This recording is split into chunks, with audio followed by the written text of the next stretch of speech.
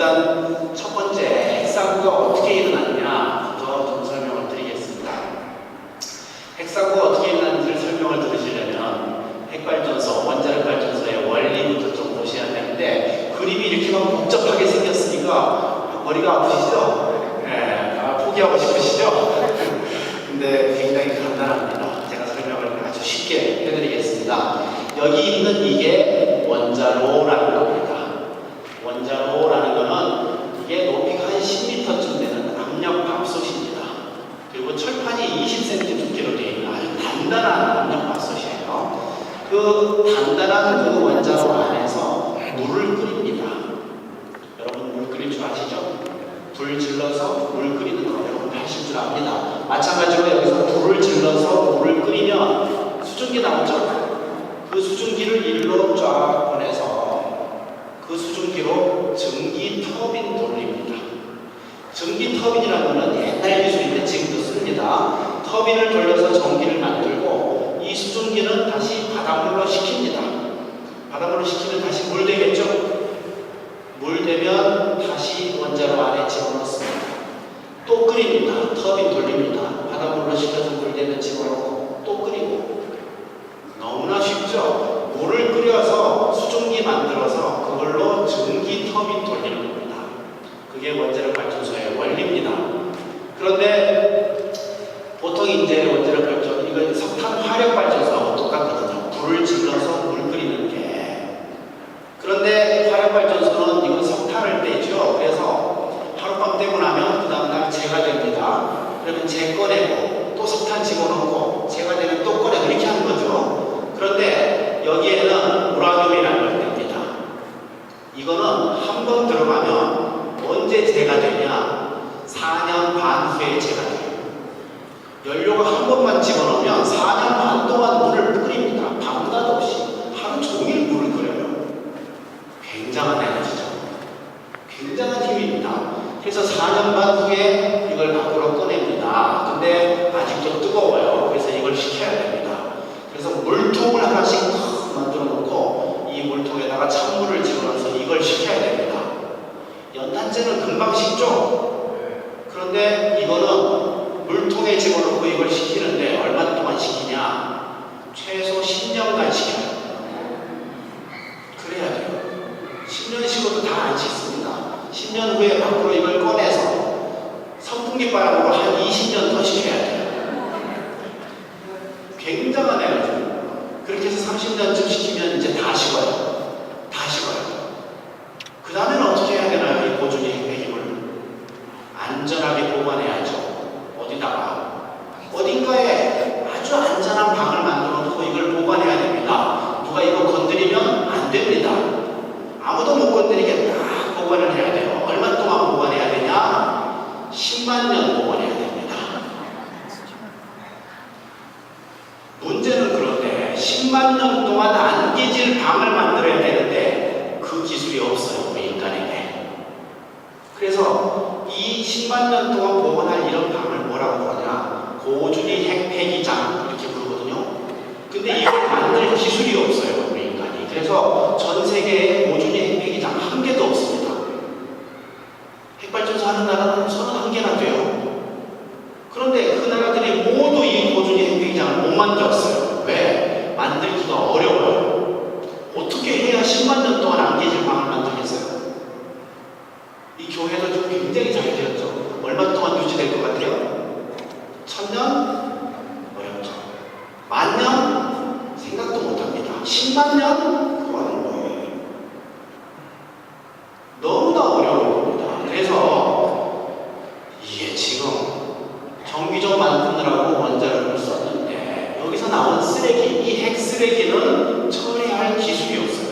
방법이 없습니다. 그래서 우리 후손들은 조금 있으면 원자력 다 없어지거든요. 원자력이 없어지더라도 이 고준위 핵폐기물 이거는 계속 남아있는 거죠. 10만 년 동안 보관해야 돼요. 그러니까 100년 후의 후손, 200년 후 후손, 500년, 1000년 후의 후손들은 어때요? 계속 돈을 내서 이걸 지켜야 되는 겁니다. 고준위 핵폐기장을 못 만드는데도 임시로 만들든지 어쨌든 간에 만든 다음에 지켜야 됩니다. 거기에 미사일 들어가면 안 되겠죠? 테러범 들어가면 안 되겠죠? 도둑놈 들어가면 안 되겠죠? 애들 들어가서 장난치면 안 되겠죠? 그러니까 계속 이걸 보면서 지켜야 됩니다. 그리고 그 안에 물 들어가면 안 되잖아요. 그러니까 엔지니어들도 계속 기술자들도 그걸 지키고 있어야 됩니다. 계속 돈이 듭니다. 얼마 동안? 10만 년 동안. 그러니까 이 후손들은 어떻겠어요? 원망 소리가 들리겠죠? 우리 아주 훌륭하신 조상님 이렇게 부를 것 같아요? 안 부릅니다. 우리 지금 원자력 발전소 하고 있는 우리 이 세대는 분명히 이렇게 불릴 거예요. 20세기 후반 그 인간들 손가락질 받을 겁니다. 21세기 전반까지 살았지 그 인간들 이렇게 합니다. 원망 소리를 듣게 될 겁니다. 우리는 분명합니다. 그 원망 소리를 얼마 동안 들어요? 1000년? 2000년? 아니에요. 10만 년 동안 들어요. 이게 그래서 도덕적으로 우리 후손들에게 정말 못할 짓을 시키는 거다. 이렇게 보시면 됩니다. 그런데 사고라도 안 나면 나중에 원망 소리를 듣더라도 지금 당장이라도 괜찮을 텐데 사고 났죠? 후쿠시마에 어떻게 사고 났습니까? 지진이 빵 나니까 원자로에 붙어있는 파이프들이 많은데 여기가 덜덜덜덜 떨리면서 어딘가가 금이 간 겁니다. 그래서 이 안에 들어있는 물 빠져버렸습니다. 물이 빠지니까 어떻게 돼요? 식히질 못하겠죠? 그러니까 이 원자로 온도가 올라갑니다. 500도 미만 유지해야 되는데 3000도 이상으로 올라가 버리니까 이 안에 들어있는 우라늄이 녹아버렸습니다. 쇳물 상태로 녹아버려서 원자로에 이렇게 고여버렸어요. 쇳물 고이듯이 고인 겁니다. 이렇게 우라늄이 녹아버리는 것을 노심용융이라고 합니다. 이런 말 처음 들어보셨을지 모르겠어요. 중요한 말이니까 한번 해봅시다. 노심용융. 노심용융. 노심용융이 돼버리면 이 원자로 안에 이렇게 액체 상태가 돼버리면 이거를 담을 그릇이 없어요. 지구상에 뭘 넣어도 담지를 못합니다. 이게 지금 20cm 두께의 아주 강철로 되어 있거든요. 압력밥솥. 근데 이걸 녹여버렸어요. 그래서 구멍이 나버렸습니다. 그래서 이 녹아버린 우라늄이 밑으로 쭉 흘러버렸어요. 그리고 난 다음에 이 콘크리트 바닥이죠. 콘크리트도 녹이고 내려가요. 뭐든지 다 녹여버립니다. 그리고 밑으로 내려갑니다. 이게 얼마나 내려갔냐? 모릅니다. 양이 얼마냐? 모릅니다. 온도가 얼마냐? 모릅니다. 올 수밖에 누가 접근할 수가 없거든요. 사람이 그 옆에 지나가면 어떻게 되는 줄 아세요? 1초도 되지 않아서 사망해요. 너무 방사능이 많고 온도가 높고 그래서 금방 죽습니다. 그러니까 사람이 접근할 수가 없어요. 그래서 일본이 로봇을 집어넣었어요. 로봇. 일본 로봇 잘 만들거든요. 카메라 하나 들려서 로봇을 집어넣었는데 그 로봇이 즉사했어요. 바로 죽었어요. 바로 고장나버렸어요. 그래서 미제 로봇을 집어넣었어요. 즉사했어요. 사진 한 장도 찍지 못했습니다. 그래서 지금 녹아버린 이 해결료가 땅을 뚫고 밑으로 내려가면서 우리 인간 보고 이렇게 얘기하는 것 같아요. 나를 보는 자는 정녕 죽으리라. 이렇게 얘기한 것 같아요. 정녕 죽습니다. 아무도 건드릴 수가 없어요. 가만 놔두면 여기서 폭발을 또 할 거거든요. 그러니까 할 수 없이 일본은 어떻게 하냐? 물을 집어넣어요. 이 안에 뭘 집어넣으면 어때요? 이게 구멍이 뚫려 있죠? 물이 밑으로 주르륵 흐를 거 아니에요? 지금 원자력 이 우라늄은 어디 있어요? 여기 있죠. 얼마나 깊은지 모르겠지만 여기 있습니다. 그럼 이걸 식히는 거죠. 그러면서 김이 보락보락 날 거 아닙니까? 그리고 난 다음에 이 물은 어디로 가요? 바다로 나가는 거죠. 지하수에서. 그럼 태평양이 계속 방사능으로 오염이 되는 겁니다. 그럴 수밖에 없어요. 일본이 이 오염수를 컨테이너에다가 담아두고 있거든요. 다 보낼 수는 없으니까. 그래도 이걸 그 컨테이너를 탁 놔두고 배에다 집어넣고 컨테이너에 통을 여러 개 놔두고 집어넣고 있는데 그 통이 꽉 찼어요. 꽉 찼어요. 그래서 2주일 내로 이 통 한번 비웁니다. 바다에다가 쫙 버릴 거예요. 안 버릴 수가 없어요.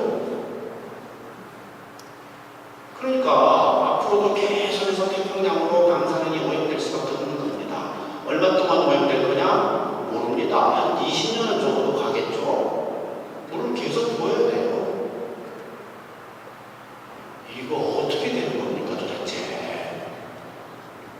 굉장히 큰 문제가 발생해버린 겁니다. 그래서 후쿠시마 현황을 보시면 1호기, 2호기, 3호기, 4호기 있는데 이 세 개가 모두 100%다 녹아버렸어요. 노심 용융이 다 일어나 버렸어요. 셋 다 구멍이 뚫려버렸어요. 그리고 땅을 파고 지금 내려가고 있는 중이에요. 얼마나 내려갔냐? 모르죠. 앞으로 얼마나 내려갈 거냐? 모르죠. 적어도 수십 년 동안 내려갈 거예요. 체르노빌 사고 난 지 30년 지났거든요. 지금도 파고 내려가고 있는 중이거든요. 일본 정부는 이 밑에 있는 이거를 꺼내겠다고 합니다.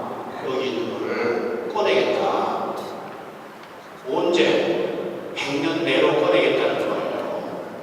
근데 저는 그거 가능할지가 못할 것 같아요. 100년 후에도 방사능이 엄청나게 나올 텐데 그걸 어떻게 꺼냅니까? 해결 방법이 없습니다. 그리고 아까 말씀드렸죠? 사용후 해결료 수조 물통 하나씩 놔두고 시킨다고 그랬는데 원자로마다 하나씩 붙어 있습니다만 얘하고 얘는 괜찮아요. 근데 얘가 터져버렸어요. 3호기 4호기에 얘가 터져버렸어요. 이 안에 들어있는 원자로 이 우라늄의 양을 보니까 원자로하고 비슷한 양이 들어있었어요. 4호기는 원자로의 3배가 들어있었어요. 체르노빌 사고에 비해서 훨씬 큰 사고입니다. 체르노빌은 이 원자로 하나 터진 거거든요. 사용 후 해결료 이 방사능이 쫙 지금 태평양 전체로 가고 있어요. 이건 지금 5개월 만에 이만큼 갔죠. 지금 2년 지났습니다. 거의 미국까지 다 갔다고 봐야 돼요. 태평양 전체가 왔다고 봐야 돼요. 그런데 우리나라는 어때요? 등잔 밑이 어두워요. 다행이에요. 아직은 괜찮아요. 그러나 이게 지금 다 오염되면 결국은 우리나라 근처도 오염이 됩니다. 시간 문제죠. 언제 오염될 거냐? 아직은 아닌 것 같아요. 아직은 괜찮아요. 언제 오염될 거냐? 모릅니다. 10년 내로 되겠죠. 그러니까 해산물 좋아하시는 분들은 앞으로 2, 3년 내로 열심히 드세요. 그 다음에 어떻게 될지 몰라요. 재보면 방사능 나오면 먹으면 안 되잖아요. 그 다음부터는 못 먹는다고 봐야 됩니다. 그래서 저는 핵사고가 엄청난 사고다. 그리고 국가의 운명을 좌지우지할 정도의 사고다. 그리고 일본 망했다라고 쉽게 얘기할 수는 있지만 사실 일본 사람들의 삶은 어떻게 되겠습니까? 엄청난 슬픔에 견뎌야 됩니다. 자기가 사랑하는 아들이 어느 날 갑자기 심장병으로 그냥 갑자기 팍 죽어요. 결혼을 했는데 애를 못 낳고 애 태우다가 어찌어찌 해서 애를 하나 낳는데 애가 초등학교 다니면서 암에 걸려 죽어. 이런 일이 발생하는 거죠. 얼마 동안? 300년 동안. 굉장한 슬픔이 일본을 겪은 겁니다. 그래서 저는 핵사고를 보면서 야, 저거 큰일 났다. 그러면서 이런 생각을 했습니다. 핵사고의 원인이 뭘까? 왜 하필 일본에서 그 사고가 일어났을까? 이게 굉장히 궁금하더라고요. 그래서 이 슬라이드를 보시면 여기에 핵사고의 원인이 있습니다. 과거에 3번의 핵사고가 있었어요. 한번 따라해 보십시오. 미국의 쓰리마일 섬에 한번 해보세요. 쓰리마일 사고. 쓰리마일 사고. 그 다음에 두 번째는 체르노빌 사고에 한번 해보세요. 체르노빌 사고. 체르노빌 사고. 그리고 잘 제작되어 있는 게 후쿠시마입니다. 후쿠시마 사고. 후쿠시마 사고. 이렇게 3번의 핵사고가 있었는데 이 세 사고의 공통점을 찾아봐야 됩니다. 여기 있는 이 슬라이드 보시죠. 여기 빨간 글씨 보이십니까? 숫자 보이세요? 네, 눈 좋으시네요. 아직도. 이 숫자가 뭘 의미하냐면 그 나라에 있는 핵발전소 개수입니다. 한번 봅시다. 전 세계에서 어디가 제일 많은 핵발전소? 미국이죠. 몇 개예요? 104개. 4개. 2등이 어디예요? 프랑스. 몇 개입니까? 쉬운 58개. 3등이 어디입니까? 일본입니다. 몇 개입니까? 54개. 54개. 4등이 어디예요? 러시아. 러시아입니다. 여기 정답이 여기 있어요. 이렇게. 4등이 어디요? 러시아. 몇 개예요? 32개예요. 그리고 5등이 어디입니까? 몇 개예요? 21개. 근데 이 지도 그린 다음에 2개 더 지었어요. 그래서 지금 현재 23개입니다. 그리고 난 다음에 핵사고 난 지역을 한번 보시는 겁니다. 첫 번째 핵사고 어디서 났어요? 미국. 스리마일에서 났어요. 미국의 동쪽 여기에 스리마일 섬이라고 있어요. 섬 길이가 3마일입니다. 그래서 이름이 스리마일 섬이거든요. 거기서 처음 사고 났어요. 재밌는 거 한번 보십시오. 전 세계에서 핵발전소 제일 많은 미국에서 처음으로 사고 났어요. 그렇죠? 두 번째 사고는 어디서 났어요? 우크라이나라고 하는 이 나라의 체르노빌에서 났어요. 우크라이나는 핵발전소가 15개 있는 나라인데 체르노빌 사고 날 당시는 우크라이나가 아니었죠? 무슨 나라였어요? 소련이었어요. 그래서 소련을 제가 계산해 봤더니 66개로 2등이었습니다. 전 세계 2등에서 두 번째로 터졌어요. 그리고 전 세계 3등이 프랑스입니다. 근데 이 프랑스가 세치게 당하고 4등이 터졌어요. 이해되세요? 전 세계에서 핵발전소 많은 나라에서만 사고가 났어요. 그리고 많은 순서대로 났어요. 이건 뭘 의미합니까? 핵발전소 사고는 확률대로 일어났다. 이걸 얘기하는 겁니다. 확률대로. 여러분 주사위 가지고 이렇게 던지시면요. 1, 2, 3, 4, 5, 6 중에 하나 나오는 거죠. 6,000번을 던지면 1,000번씩 나와요. 대충. 안 믿어지시면 한번 해보세요. 그게 바로 확률이라는 거고 이 확률은 자연현상이에요. 그대로 일어난 겁니다. 핵발전소 개수가 많으면 사고 날 확률이 높은 겁니다. 그러니까 사고가 난 거예요. 그래서 전 세계 핵발전소 하는 나라가 31개나 돼요. 근데 사고 난 나라들은 모두 여기 모여 있어요. 여기 1등, 2등, 3등, 4등 이런 나라들이 사고가 났어요. 그리고 한국이 몇 등이에요? 5등이에요. 미국 사고 났죠? 프랑스 안 났죠? 얘 났죠? 얘 났죠? 그리고 한국이에요. 그럼 다음 사고는 어디서 나요? 다음 사고 어디서 나요? 프랑스, 한국 이런 데서 나는 거 아니냐? 저는 그런 생각이 드는 겁니다. 어떻습니까? 제 얘기가 그럴듯합니까? 아무 근거 없이 그냥 불안감 조성하고 있나요? 아니에요. 근거가 있어요. 우리나라에서 핵사고 날 확률이 높아요. 왜? 개수가 많으니까. 핵발전소 개수가 많아요. 우리나라 현황 한번 보실까요? 몇 개인지? 영광 6개 있어요. 전라남도에 울진, 경상북도 여기 6개 있어요. 그리고 월성, 이건 어디입니까? 월성이 어디예요? 제가 살고 있는 경주가 월성입니다. 여기 4개 있어요. 그리고 고리는 어디예요? 부산이에요. 거기 4개 있고 그리고 8개 지구 있었거든요. 그 중에서 2개 중에 하나 완공, 신고리 4개 중에 2개 완공, 그래서 23개 지금 가동 중 5개 공사 중 5개 2, 3년 내로 모두 완공되면 28개 됩니다. 그리고 신고리 2개 더 지을 거고 신월진 2개 더 지을 거고 삼척 영덕에 거기다가 신규 부지 했어요. 거기까지 다 지어지면 앞으로 11년 후가 되면 몇 개 되냐? 42개 돼요. 러시아보다 많아집니다. 10개나. 러시아 32개예요. 우리나라는 10년 후에 42개 돼요. 전 세계 3등 됩니다. 미국, 프랑스, 그 다음에 한국이에요. 그 다음에 러시아. 이렇게 되는 겁니다. 일본은 탈락하고. 이해되세요? 핵발전소 개수가 많아진다는 건 뭘 의미해요? 핵사고 확률이 높아진다는 걸 의미합니다. 그런데 우리나라는 계속 짓고 있고 앞으로도 지을 계획이고 그걸 막을 수 있는 사람은 없고 이런 상태입니다. 사고 확률 제가 계산 한번 해봤습니다. 제가 아까 말씀드렸죠. 핵사고는 확률대로 일어났다. 그래서 확률 계산했어요. 전 세계 핵발전소 442개 있습니다. 그 중에서 몇 개 터졌어요? 6개 터졌어요. 스리마일 하나 터졌죠? 체르노빌 하나 터졌죠? 그 다음에 후쿠시마 4개 터졌어요. 합해서 6개. 그래서 사고 확률 계산해보면 442분의 6 이렇게 계산합니다. 얼추 7, 80개 중에 하나 터진 겁니다. 그렇죠? 7, 80개 중에 하나 터진 거예요. 맞는지 한번 생각해 볼까요? 전 세계 핵발전소 7, 80개보다 더 많은 나라 있었죠?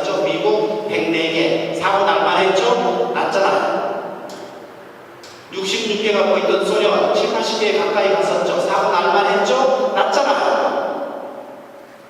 일본도 마찬가지고. 근데 1개, 2개 있는 나라는 어땠어요? 사고 났어요? 안 났어요? 안 났어요. 왜? 사고 확률이 적어요. 1.36%밖에 안 돼요.